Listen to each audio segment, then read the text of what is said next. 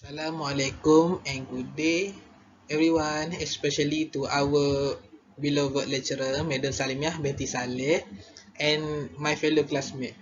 Today, we would like to present about the task has been given by us, which is question 19. Before I start, I would like to introduce myself and my friends. My name is Abdul Rohaizat bin Khalid, and my friend is Amirul Farid bin Ruslan.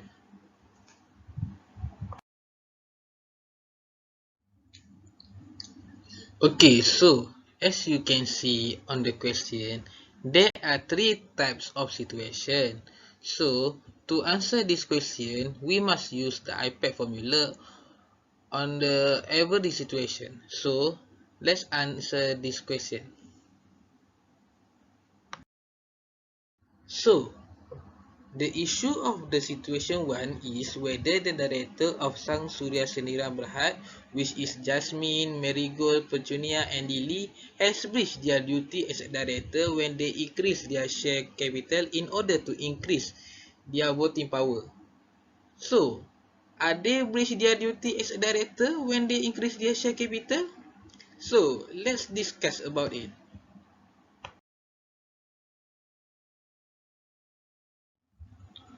So, next is principle of law. According to section 31 clause 2, require about the right, power, duties and obligations of the director are prescribed in the Companies Act 2016 unless it was modified by the company's constitution. The constitute of the company can modify any of the duties and obligations as prescribed in Companies Act 2016. So, it is important to read Companies Act 2016 together with the Constitution to know about the scope of the powers and duties as a directors. So, moving on to my next point, according to section 213 clause 1, stated about the duty to exercise power for proper purpose in good faith in the best interest of the company, whereby a director of a company shall at all times exercise his power accordance with this act for a proper purpose and in good faith in the best interest of the company. Based on the above section, there are two situations whereby a director must exercise his power for a proper purpose and a director also must exercise his power in good faith in the best interest of the companies. For the good faith in the best interest of the company, the director must give all the best of interest of the companies and not for any sectional or particular group for their interest.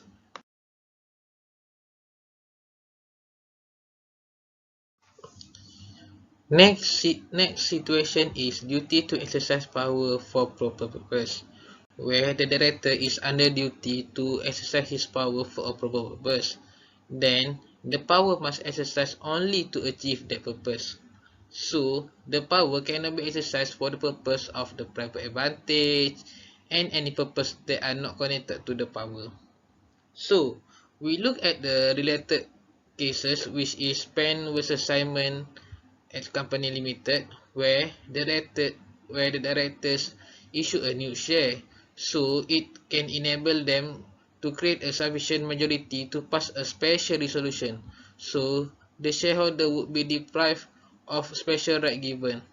The court held that the share were not issued in good faith for general purpose, but the share were issued for to enable the directors to increase their raising power. So, it was breach of duty of the powers that are duty to exercise power for a proper purpose. So, for the application, we can apply the principle that we have discussed in the previous slide for situation 1. So, Jasmine, Marigold, Petunia and Lily is a director of Sang Surya Sendirian Berhad. They are entrusted to manage a company. According to section 31 clause 2, they must use their powers, duties and obligations of the directors that are prescribed in Companies Act 2016, unless it was modified by Sang Surya Sendirian Berhad. The issuance of share by them in December 2000 something is not for company goals, but it is for them to get their voting power.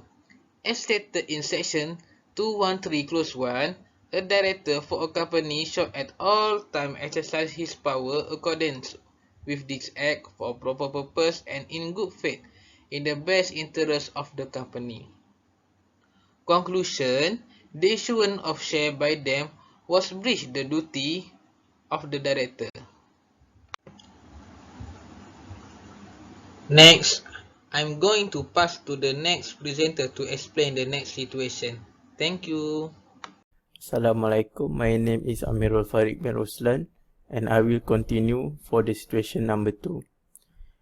The question is, in January 2001, the company entered into a contract with Sofa Doremi & Co., a firm, for the purchase of 200,000 ringgit worth of office furniture. It has now been discovered that Jasmine and Lily are partners in the said firm. So like usual, we will use IPAC. For the first one, the issue is whether there has been any breach of duty by Jasmine and Lily.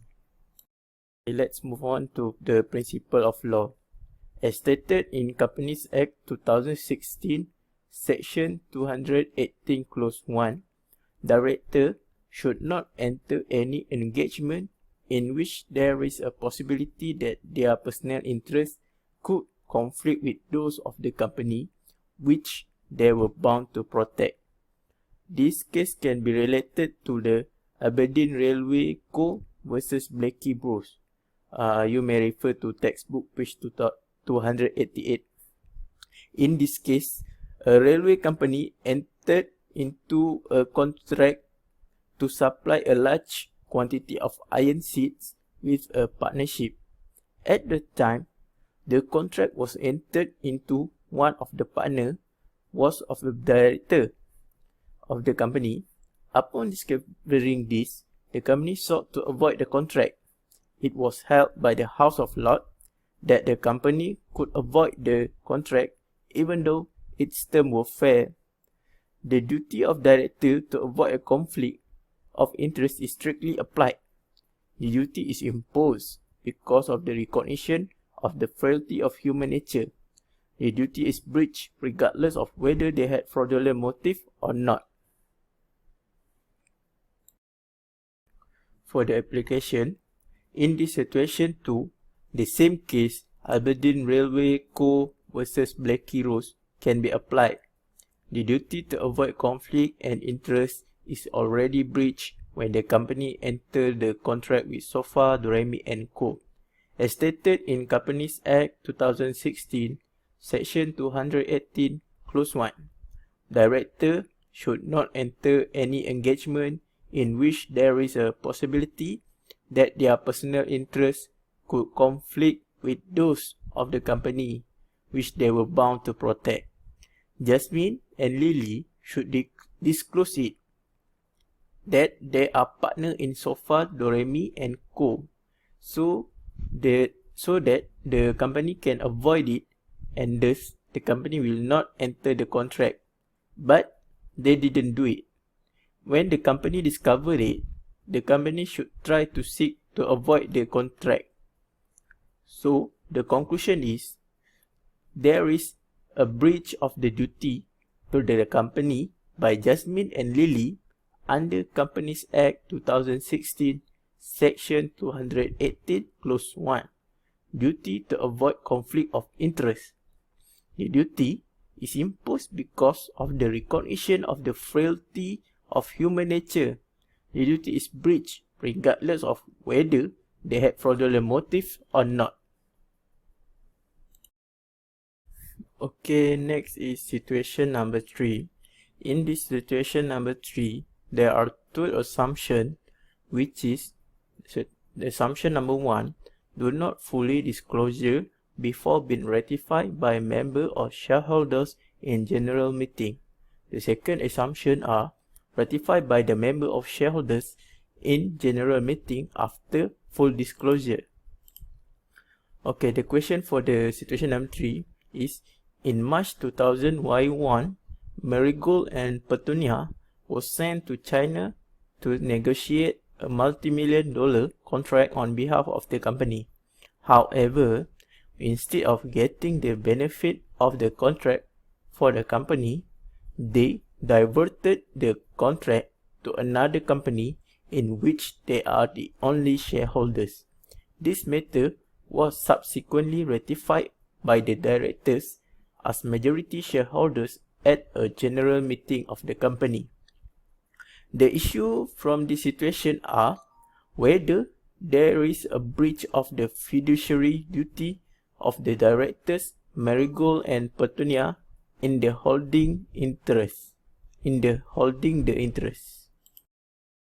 Okay, for the principle of law in situation 3, as stated in section 218 clause 1, the director makes use of director's position to make profit for himself and cause loss to the company.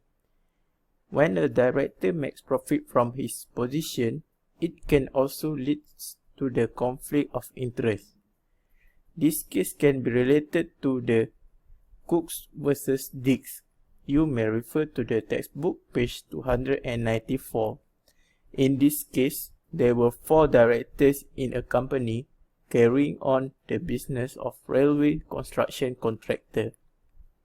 When a dispute arose between the 3 directors and the 4th Cook, the 3 directors, which is G.S. Dix, G.M. Dix, and Hinz, negotiated a contract in their own name and not for the company. They formed a new company to carry out this contract.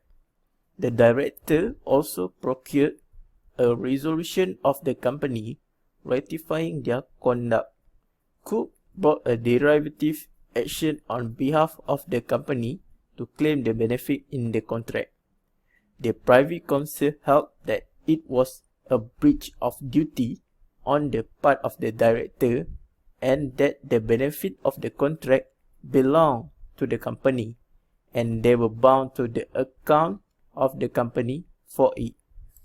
The application for situation number 3 are the same principle may be applied to the case of Marigold and Petunia as directors that were sent to China to negotiate a multi-million-dollar contract on behalf of the company. The conflict of interest exists between those directors and the company. The directors gave their personal interest more than the company's interest. The directors do not make full disclosure that they have an interest in a contract or proposed contract with the company. They are required to declare such interest at a directors meeting first before making ratification or consent at a general meeting as stated in the section 221 clause 1. The conclusion was there was a breach of the fiduciary duty of the director in the course of holding the interest by obtaining the contract in their own name to the exclusion of the company. Marigold and Petunia need to account all the benefit and profits to the company Sang Surya Sdn Bhd.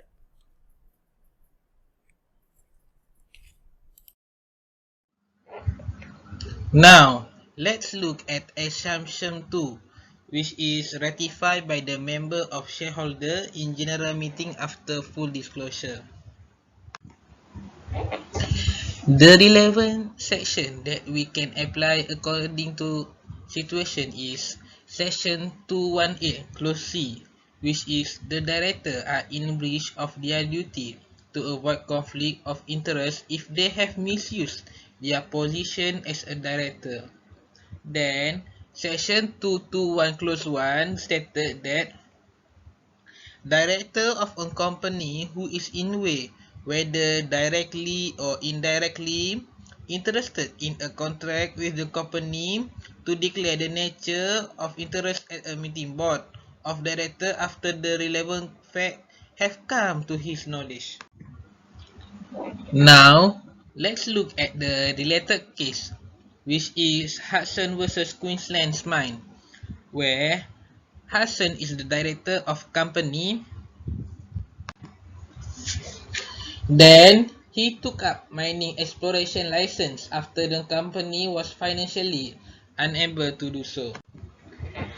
He made full disclosure of his intention to take the license personally and resign from the post managing director.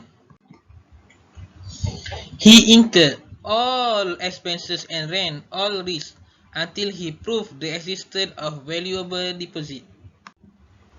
Furthermore, he also sold the right to an American company, out of which he received royalty, that may cause the control of the company may change. So, the council held that the opportunity to get the royalty arose from Hudson's position as a director. Therefore, the company failed to claim for the past and future profit received by Hudson. Then, for application is in March 2001, Marigold and Petunia will negotiate a multi-million-dollar contract on behalf of the company. Then, they divert the contract to another company, which is they are the only shareholder. According to section 218 clause C, the director are in breach of their duty to avoid conflict of interest if they have misused their position as a director.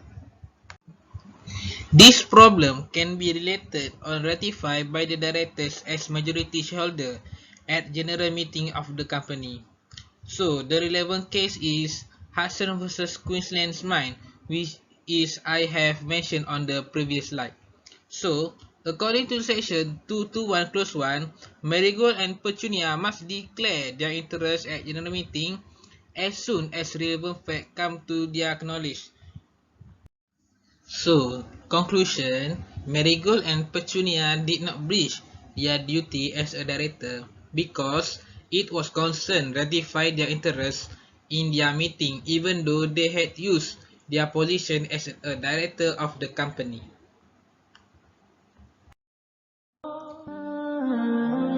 Santapan minda rohani. Tuntutan menuntut ilmu. Dari Anas radhiyallahu anhu, ia berkata, Rasulullah SAW bersabda, barang siapa yang keluar menuntut ilmu, maka ia adalah orang yang berjihad fi sabilillah sehingga ia kembali. Berdasarkan hadis ini, baginda menerangkan betapa pentingnya kita sebagai umat Islam untuk menuntut ilmu. Tanpa ilmu yang benar, segala kehidupan seseorang akan menjadi sesat. Amalannya juga akan ditolak. Semoga kita berjaya menghindari daripada mempelajari ilmu-ilmu yang tidak benar. Ilmu pengetahuan dapat menjamin nilai tambah dalam diri seseorang. Ia juga dapat membentuk pemikiran kita sebagai seseorang Muslim dalam membina masa depan cemerlang. Kesimpulannya, tuntutlah ilmu yang berguna dan sebarkanlah ilmu yang bermanfaat kepada orang ramai agar dapat memberi manfaat kepada masyarakat setempat. Itu sahaja terapi minda kita pada kali ini. Okay, now for the santapan minda session.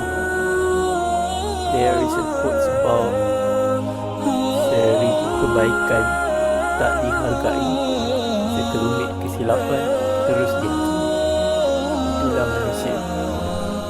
It means no matter how many good deeds we are doing, whenever there is one bad deed you does, people will judge you by the bad things we do.